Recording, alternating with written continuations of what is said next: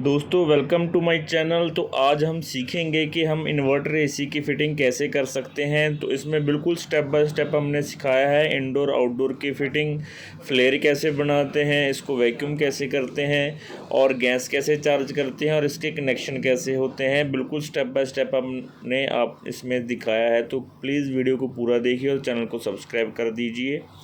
और इनमें छोटी छोटी गलतियां जो मैकेनिक करते हैं उनके बारे में भी हमने डिटेल में बताया है। तो प्लीज़ वीडियो को पूरा देखिए। तो चलिए शुरू करते हैं। यहाँ पर हमने स्प्लिट एसी इंस्टॉल करना है और यहाँ पर इन्होंने कोई भी ऑप्शन नहीं दिया हुआ है स्प्लिट एसी इंस्टॉल करने का, लेकिन हम स्प्लिट एसी इंस्टॉल करेंगे और वहाँ से पाइप हम बाहर जो जाल दिख रहा है वहाँ से बाहर निकाल कर ऊपर आउटडोर रख देंगे। तो ये इनका 1.5 टन का एसी है कि बहुत ही बढ़िया क्वालिटी का है, क्योंकि डाइकिन के एसी मैं पहले भी बता चुका हूँ कि बहुत बढ़िया क्वालिटी के होते हैं, हमें कोई प्रॉब्लम नहीं आया इनों में। तो ये इन्वर्टर एसी है डाइकिन का। और इसके जो आउट इंडोर पे आप देख लीजिए कि कूलिंग कैपेसिटी वगैरह लिखा हुआ है, इसका प्राइस लिखा हुआ है, जैसे 17,000 रुपये लिखा है। इतना होता नहीं है लेकिन कम ही होता है, लेकिन इसका जो प्राइस 17,000 रुपये यहाँ पे लिखा हुआ है। तो अब सबसे पहला जो स्टेप है दोस्तों इसी को इंस्टॉल करने का, वो यही है कि आप उसका जो इंडोर का प्लेट है, वॉल स्टैंड है इसका, वो उतार लेंगे और उसको वॉल पर रखेंगे जहाँ पर हमने एसी लगाना है और अच्छे से इसकी मिनती करेंगे। तो यहाँ पर आपने लेवल की सहायता से इसका एक लेवल सेट कर लेना है। इसको दोनों तरफ से ये बराबर होना चाहिए, बिल्कुल लेवल में होना चाहिए। अगर आपका एसी लेवल में नहीं है तो वो आपका पानी फेंकना शुरू कर देगा। कई बार प्रॉब्लम आता है कि आपने नया एसी लगाया है, जो पुराना एसी री इंस्टॉल करवाया है, तो वो पानी फेंकता है आगे से या साइड से। तो वो इसी कारण होता है क्योंकि उसका जो आपका एसी का जो डायरेक्शन है वो सही नहीं है, उसका लेवल सही नहीं है। तो हमने निशान लगा लिए हैं, ड्रिलिंग की सहायता से ड्रिल करके उनमें गट्टी लगाएंगे प्लास्टिक की और 1.5 इंच के हम जो इसमें ब्लैक स्क्रू लगाएंगे। 1.5 इंच का हमने गट्टी यूज़ किया है प्लास्टिक का, ठीक है। तो स्क्रू लगाएंगे और इसको जो प्लेट है इसका वॉल स्टैंड है इसको अच्छे से टाइट करते थे। तो दोस्तों इसको टाइट करने के बाद हम इस पर इंडोर रखेंगे इसका साइज़ चेक करने के लिए। सॉरी साइज़ नहीं, हम इसका लेवल चेक करने के लिए कि जो हमने लगाया है, प्लेट लगाई है ये, उसका लेवल बिल्कुल ठीक है, बिल्कुल सेंटर में है और बिल्कुल कहीं से ऊपर नीचे तो नहीं है। ये हम ऊपर रखेंगे इसके और इसका एक बार टेस्ट ले लेंगे यहाँ पर। और ये करने के बाद हम नीचे इसके साइड पे हम देख लेंगे कि पट्टी की कहाँ पे इसका जो पाइप है बाहर की तरफ हम बेंड कर सकते हैं। तो वहाँ पर हम एक निशान लगा लेंगे और वहाँ पर निशान लगाने के बाद हम इंडोर को उतारेंगे और फिर ड्रिलिंग की सहायता से वहाँ पे होल करेंगे। तो यहाँ पर हमने इसका निशान लगाया था और ड्रिल की सहायता से हम यहाँ पे होल करेंगे। और जो होल है आपने कम से कम 2 बाई 2 इंच से ज़्यादा नहीं करना, या फिर आपने 1.5 बाई 2 इंच का ही करना है। इस होल में से हमारी 4 पाइपें जाएंगी, ड्रेन की पाइप, हाफ एंड क्वार्टर की और कनेक्शन वायर जाएगा। तो इसलिए इसको ज़्यादा बड़ा नहीं करना है।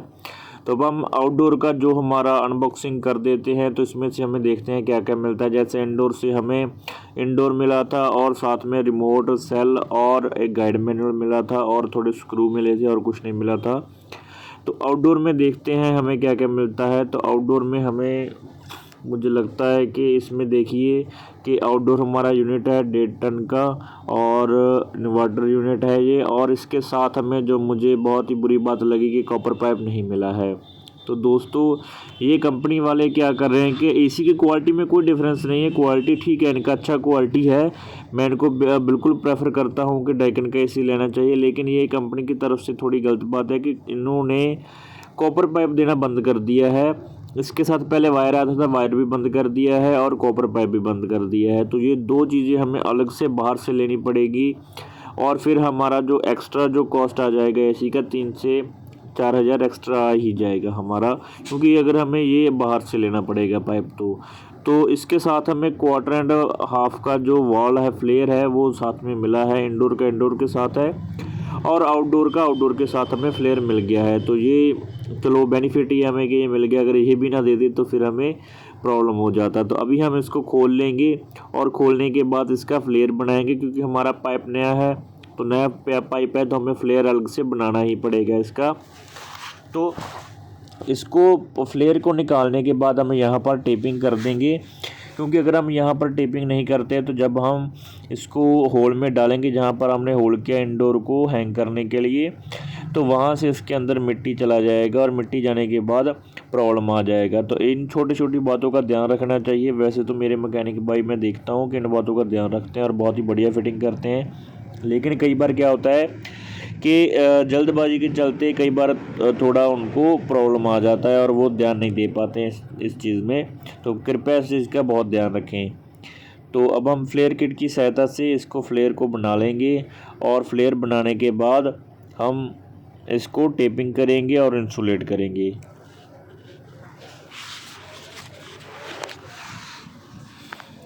कॉपर पाइप को इंसुलेट करना बहुत ज़्यादा ज़रूरी होता है। अगर हम कॉपर पाइप को इंसुलेट नहीं करते हैं तो आपकी कूलिंग में कम से कम 15 से 20% का डिफरेंस आ जाएगा, और साथ ही साथ जो आपका कॉपर पाइप है वो धूप और नमी की वजह से फिर आपका वो ख़राब होने के चांसेस ज़्यादा हो जाएंगे। वो काला पड़ जाएगा और धीरे धीरे वो ख़राब भी हो जाएगा, जल्दी ख़राब हो जाएगा। जितना उसका लाइफ है उससे पहले वो ख़राब हो जाएगा। इसलिए इसको अच्छे से इंसुलेट करना बहुत ज़्यादा ज़रूरी है। तो इसका फ्लेयर जो है वो भी आपने बिल्कुल अच्छे से बनाना है। अगर आपने वो मेरा वीडियो नहीं देखा जिसमें मैंने बताया है कि फ्लेयर कैसे बनाते हैं और बिल्कुल अच्छे से फ्लेयर कैसे बनते हैं कि वो कहीं से भी टूटा हुआ ना हो, बिल्कुल गोल हो और प्लेन हो, जिससे आपका जो कभी भी गैस लीकेज का जो प्रॉब्लम है वो नहीं होगा। तो ये हमने फ्लेयर बना लिए हैं दोनों हाफ एंड क्वार्टर के। अब हम इसको इंसुलेट कर देंगे। तो इंसुलेशन हमने 5/8 का यूज़ किया है, जो कि दोनों पाइपों पर एक साथ हमने लगा दिया है। आप अगर चाहें तो अलग अलग भी लगा सकते हैं। जैसे क्वार्टर की पाइप का क्वार्टर का इंसुलेशन आता है, हाफ का आता है, दोनों आप लगा सकते हैं, कोई इशू नहीं है। हमने एक लगाया है, आप एक भी लगा सकते हैं। तो इसको अच्छे से टेपिंग कर दिया है और उसका जो यहाँ से हमने 1 मीटर वायर है दोनों तरफ हमने एक्स्ट्रा छोड़ा है, क्योंकि इंडोर की तरफ भी आएगा और आउटडोर में भी लगेगा, इसलिए वायर आपने एक्स्ट्रा छोड़ना है। तो अभी हम देखिए कि इंडोर को हैंग कर देंगे तभी हम इसके कनेक्शन जो हैं पूरे कर पाएंगे। तो हमने एक इंडोर से वायर देख रहे हैं ब्लू कलर का, वो वायर निकाला है, क्योंकि दोस्तों इन्होंने इंडोर के साथ भी वायर देना, जो कनेक्शन वायर है वो बंद कर दिया था। तो यहाँ हमने अलग से 2.5 mm का वायर निकाला है, जो कि हम पीछे की तरफ निकाल रहे हैं इसका, जो हमने 1 और 2 नंबर पर लगाया है, इसके कनेक्शन किया है। इसके 4 पॉइंट होंगे। जो फर्स्ट होता है उसमें N लगता है, मतलब न्यूट्रल लगता है। जो सेकंड होता है उसमें L लगता है, मतलब लाइन लगता है। तीसरा जो हमारा आउटडोर को ऑन करने के लिए होता है, और जो चौथा होता है हमारा वो अर्थिंग का होता है।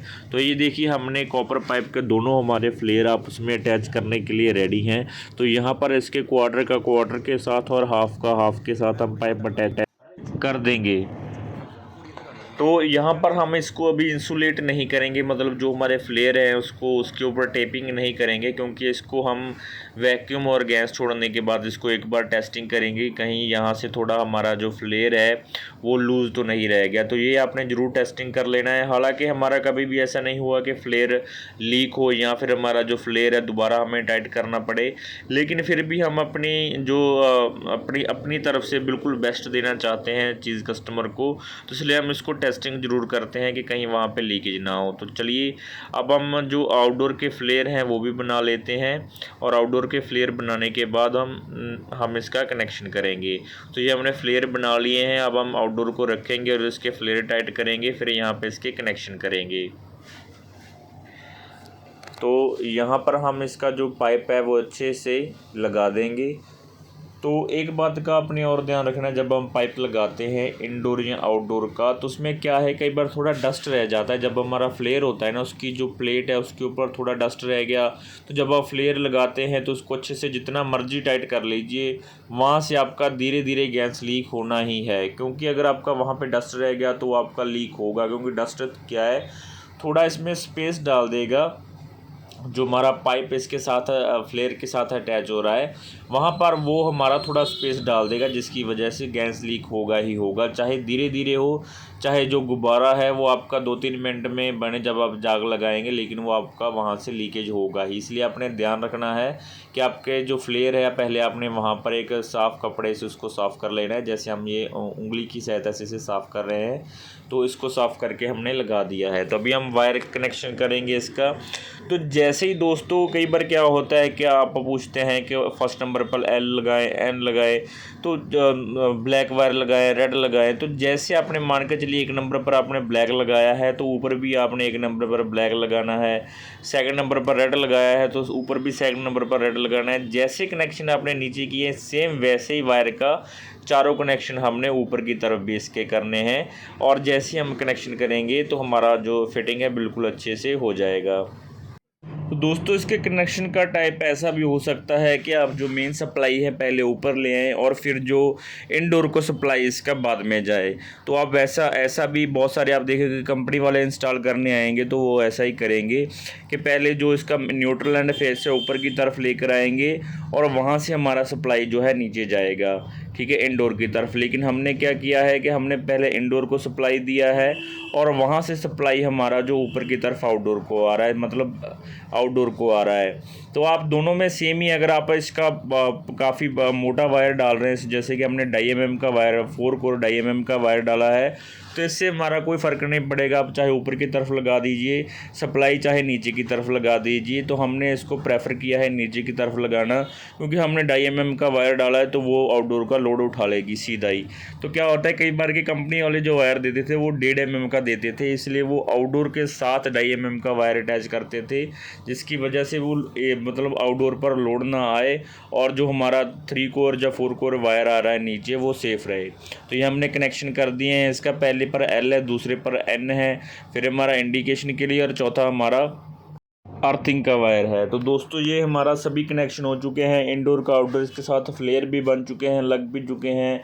और अभी हमारा जो काम रह गया वो गैस छोड़ने का और वैक्यूम करने का, 2 काम रह गए हैं। तो दोस्तों देखिए कि हम धूप में काम कर रहे हैं और इसके साथ साथ वीडियो बनाना काफ़ी मुश्किल हो जाता है। तो प्लीज़ हमारा मोटिवेशन बनाए रखने के लिए चैनल को सब्सक्राइब कीजिए, लाइक कीजिए और शेयर कीजिए। अभी हमने इसको वैक्यूम कर दिया था, वो पार्ट हम वीडियो में नहीं ला पाए, क्योंकि दोस्तों मैंने बहुत सारी वीडियो पहले भी बनाई है कि वैक्यूम कैसे कर सकते हैं, आप मेरे चैनल पर जाकर चेक कर सकते हैं। सेम वैसे ही हमने यहाँ पे वैक्यूम किया है। वो वीडियो हम शूट क्यों नहीं कर पाए, इसकी वजह थी हमारा बैटरी जो है फ़ोन का बिल्कुल लो हो गया था, इसलिए हमने उसको चार्ज पे लगा दिया था। लेकिन यहाँ पर हम गैस छोड़ने का वीडियो बना रहे हैं तो हमने बिल्कुल हल्की की सहायता से इसको गैस को छोड़ दिया है। तो सबसे पहले आपने क्वार्टर का वाल ओपन करना है, फिर आपने 5/8 का वाल ओपन करना है और फिर जाग लगाकर अच्छे से चेक करना है कि कहीं वहाँ पर हमारा जो फ्लेयर है वो लीक तो नहीं है। तो दोस्तों यहाँ पर देखिए कि हमने इसको अच्छे से जाग लगाया है और कम से कम आपने 2 से 3 मिनट इसको कंटिन्यू वॉच करना है। अगर आप वॉच नहीं करेंगे तो हो सकता है कई बार कि लीकेज धीरे धीरे स्टार्ट होता है होना, तो वो काफ़ी टाइम लग जाएगा फिर लीक होने में।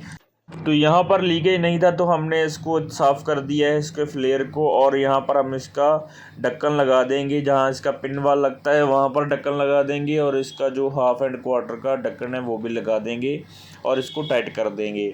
तो यहाँ पर हमारा फ्लेयर है बिल्कुल अच्छे से टाइट है, कोई प्रॉब्लम नहीं है, लीकेज भी नहीं है। और अब हम इंडोर की जो आउटडोर के साथ पाइप अटैच की है नीचे, हमने वहाँ पर भी एक बार चेक कर लेंगे कि वहाँ पर तो हमारा कोई लीकेज नहीं है। तो इसका कवर हम यहाँ पे लगा देते हैं, क्योंकि यहाँ पर हमारा काम फाइनल हो चुका है। तो यहाँ पर हम चेक कर रहे हैं तो यहाँ पर भी हमारा बिल्कुल लीकेज नहीं है, बिल्कुल अच्छे से इसका फ्लेयर टाइट है। तो इसको भी हमने चेक कर लिया है और चेक करने के बाद यहाँ पर इसको टेपिंग कर देंगे और टेपिंग करके हमारा जो इंडोर का कवर है वो रह गया है हमारा, सिर्फ वो भी हम लगा देंगे, क्योंकि इसका स्टेबलाइज़र जो है पीछे ही लगा हुआ था। वहाँ पर जो हमने 2 ब्लू कलर की 2.5 mm की वायर निकाला था वो वहाँ पर कनेक्शन के लिए अटैच हो जाएगा। तो यहाँ पर हम इसका कवर लगा रहे हैं और कवर लगाने के बाद हमारा जो एसी है बिल्कुल तैयार है, बिल्कुल हमने इसका फिटिंग है पूरा ओके हो चुका है। तब हम इसको ऑन करेंगे और ऑन करके इसकी कूलिंग वगैरह चेक करेंगे कि बिल्कुल अच्छे से कूलिंग कर रहा है कि नहीं कर रहा है। तो मैं अगर इसको रेटिंग करूं तो मुझे एसी बहुत बढ़िया लगा है। आप अभी तक मैंने बहुत सारे एसी इंस्टॉल किए हैं, तो उनमें मैं हमेशा डाइकोन को ही प्रेफ़र करता हूं, या मिस्टुबिशी या ओजोन को प्रेफ़र करता हूं। ये बहुत ही बढ़िया क्वालिटी की एसी अगर आपने लेना हो तो डाइकोन, मिस्टुबिशी, ओजोन का एसी ही ख़रीदें। इनमें आपको कूलिंग की कभी कोई समस्या नहीं आएगी, और साथ ही साथ आपका जो इसमें क्वालिटी है वो एकदम बेटर रहेगा, और इसकी रिपेयरिंग भी बहुत कम होता है इनका। और दूसरे अगर आप एसी देखेंगे तो उनके साथ रिपेयरिंग का भी इशू रहता है कि कोई ना कोई फॉल्ट आया ही रहता है उनमें। तो ये आपका बेस्ट एसी है, तो अगर आपने लेना है तो ये एसी ही खरीदें। तो ये हमारा फिटिंग कंप्लीट है, कूलिंग इसका ओके रिपोर्ट है। तो आपका काम क्या है? आपका काम है चैनल को सब्सक्राइब करना और शेयर करना और लाइक करना। तो प्लीज़ चैनल को लाइक एंड सब्सक्राइब कीजिए।